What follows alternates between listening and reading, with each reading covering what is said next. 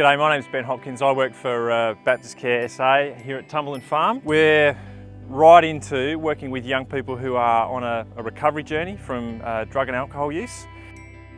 Baptist Care is super grateful for the support that we've been able to obtain from the Department of Environment and Water in installing the low flow devices as part of the Flows for the Future program, and also for the Hills and Fleurieu Landscape Board for the great support through the grassroots grant that they've given us to get involved in native re-veg through our properties. It's helped us with planting a whole bunch of native species along the riparian zone, right from the bottom of the upstream dam right through to this dam and beyond. We've worked with the Basket Range Land Care Group to get a whole lot of a patchwork of a bunch of species in along the water course.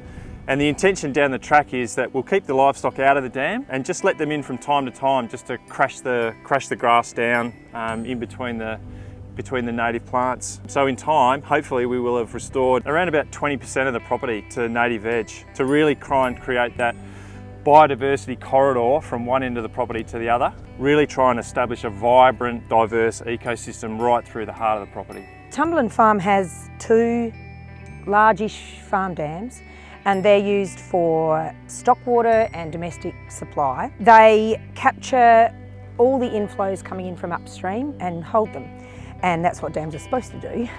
In doing so, there's such a complete barrier that at certain times of year, those small, really critical injections of flow that might come in, say in the middle of summer, aren't making it down parts of the creek.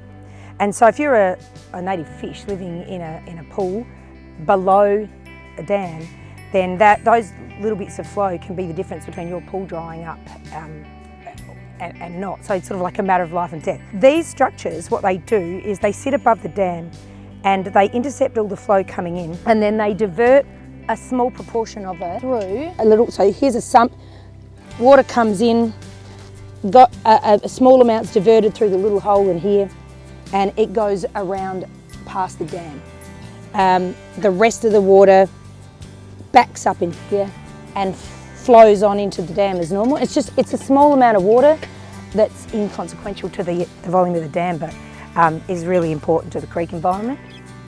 I'm walking along the trench now and you can't really see it, it's grown over. The pipe is buried, the water moves through the pipe by way of gravity all the way around down to the catchment below. Now we're at the other end of the trench. This is the water that's went in the device at the top, coming out, feeding this pool here.